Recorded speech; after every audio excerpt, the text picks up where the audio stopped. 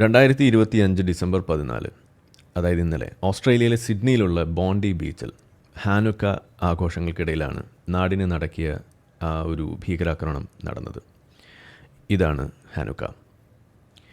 സാജിദ് അക്രം, പിന്നെ മകനായ നവീദ് അക്രം എന്നിവർ ആഘോഷത്തിൽ പങ്കെടുത്ത് കുടുംബങ്ങൾക്ക് നേരെ സെമി ഓട്ടോമാറ്റിക് റൈഫിളുകൾ ഉപയോഗിച്ച് വെടിയുതിർക്കുകയായിരുന്നു. ഈ ആക്രമണത്തിൽ 10 വയസ്സുകാരിയായ മറ്റിൽഡ ഉൾപ്പെടെ 15 നിരപരാധികൾ കൊല്ലപ്പെടുകയും 40-ലധികം പേർക്ക് പരിക്കേൽക്കുകയും ചെയ്തു.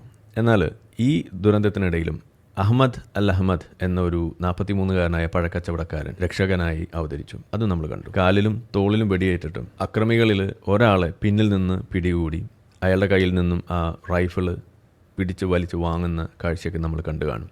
അതൊക്കെ ചെയ്തതുകൊണ്ടും കൂടിയാണ് മരണനിരക്ക് കുറഞ്ഞത് എന്നും വേണമെങ്കിൽ നമുക്ക് പറയാം. ഇവിടെ നമ്മൾ കാണുന്നത് എന്താണ്?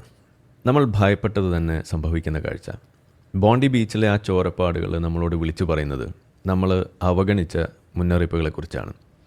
ജൂതവിദ്വേഷം അല്ലെങ്കിൽ ആൻറ്റി സെമറ്റിസം ഒരു കാട്ടുതീ പോലെ പടരുമ്പോൾ നമ്മൾ ഇവിടെ മൗനം പാലിച്ചു. ഗ്ലോബലൈസ് ഇന്തിഫാദ അല്ലെങ്കിൽ ഇന്തിഫാദ ആഗോളവൽക്കരിക്കൂ എന്ന ഒരു മുറവിളി നിങ്ങൾ കേട്ട് കാണും. അത് അവരെ ആക്രോശിക്കുമ്പോൾ നമ്മൾ ധരിച്ചത് അതൊരു സ്വാതന്ത്ര്യ സമര ഒരു ആഹ്വാനമാണ് എന്നതാണ്, അല്ലെങ്കിൽ അതിന് വേണ്ടിയിട്ടുള്ള ഒരു പോരാട്ടത്തിന് ഇറങ്ങാൻ വേണ്ടിയിട്ടുള്ളൊരു വിളിയാണ് എന്നതാണ്. സത്യത്തിൽ അതല്ല. അതെന്താണ് എന്നുള്ളതിൻ്റെ നേർചിത്രമാണ് അവിടെ മരിച്ചു കിടക്കുന്ന ആളുകൾ, അതിലെ ആ 10 വയസ്സുകാരി ഉൾപ്പെടെ നമ്മളോട് വിളിച്ചു പറഞ്ഞുകൊണ്ടിരിക്കുന്ന കാര്യങ്ങൾ, അവരുടെ നിശ്ചലമായ ശരീരങ്ങൾ നമ്മളോട് പറയുന്ന കാര്യങ്ങൾ.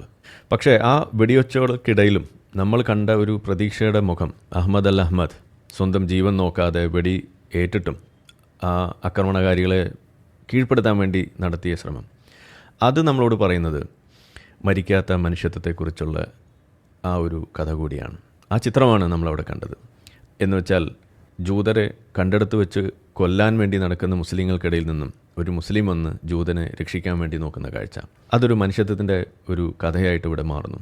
അതാണ് യഥാർത്ഥ മനുഷ്യത്വം, മതങ്ങൾക്ക് മുകളിൽ ജീവിക്കുന്ന മനുഷ്യത്വം. അല്ലാതെ ഈ മതേതര രാജ്യങ്ങളെ, ജനാധിപത്യ രാജ്യങ്ങളെ വർഗീയമായി ഭിന്നിപ്പിക്കാൻ നടക്കുന്ന വ്യാജ ആക്ടിവിസ്റ്റുകൾ, ഫേക്ക് ആക്ടിവിസ്റ്റ്, നമ്മളുടെ പ്രോ പാലസ്റ്റൈൻ എന്നൊക്കെ പറഞ്ഞ് നടക്കുന്ന ആളുകൾ, അവരുടെ വാക്കുകളല്ല സത്യത്തിൽ നമ്മളെ മുന്നോട്ട് നയിക്കേണ്ടത്.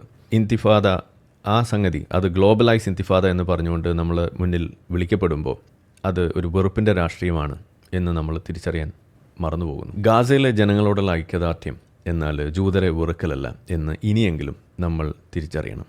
നിർഭാഗ്യവശാൽ പാലസ്റ്റൈൻ്റെ പേര് പറഞ്ഞ്, ഫ്രീ പാലസ്റ്റൈൻ എന്നും പറഞ്ഞ് ഇവിടെ നടക്കുന്നത് ശുദ്ധമായ ഭീകരവാദ പ്രോത്സാഹനമാണ്, ജിഹാദിനുള്ള പ്രോത്സാഹനമാണ്. ഇരവാദവും അതുപോലെ തന്നെ ഉയർത്തിപ്പിടിച്ചുകൊണ്ട് നടക്കുന്ന മറ്റ് മുതലെടുപ്പ് രാഷ്ട്രീയവും. അവർക്ക് വേണ്ടത് സത്യത്തിൽ സമാധാനമല്ല, അവർക്ക് വേണ്ടത് അരാജകത്വമാണ്. അതാണ് നമ്മളിവിടെ കണ്ടുകൊണ്ടിരിക്കുന്നത്.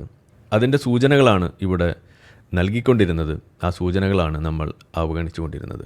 ഇസ്രായേൽ എന്ന യാഥാർത്ഥ്യത്തെ ലോകം അംഗീകരിച്ചേ മതിയാവും. അറബ് ലോകവും ഇസ്രായേലും തമ്മിലുള്ള സഹവർത്തിത്വം, കോ എക്സിസ്റ്റൻസ്, അത് അനിവാര്യമാണ്.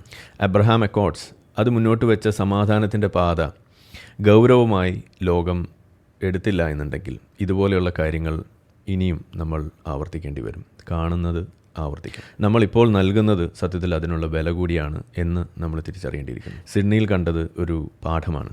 അഹമ്മദിനെ പോലെ ഉള്ള ആളുകൾ കാണിച്ചു തരുന്ന സ്നേഹത്തിൻ്റെ പാതയാണ്, ജൂത വിരുദ്ധതയ്ക്കെതിരെ നിൽക്കുന്ന ആ പാതയാണ് സത്യത്തിൽ നമുക്ക് വേണ്ടത്. വെറുപ്പിൻ്റെ വിത്തുകൾ പാകുന്നവരെ തിരിച്ചറിയുക, ജാഗ്രത പാലിക്കുക. ഇനിയൊരു മാറ്റിൽഡ ഉണ്ടാകാൻ നമ്മൾ അനുവദിക്കരുത്. ജൂതവിരുദ്ധത അവസാനിക്കണം. Say no to antisemitism. ആക്രമണത്തിൽ കൊല്ലപ്പെട്ടവർക്ക് ആദരാഞ്ജലികൾ.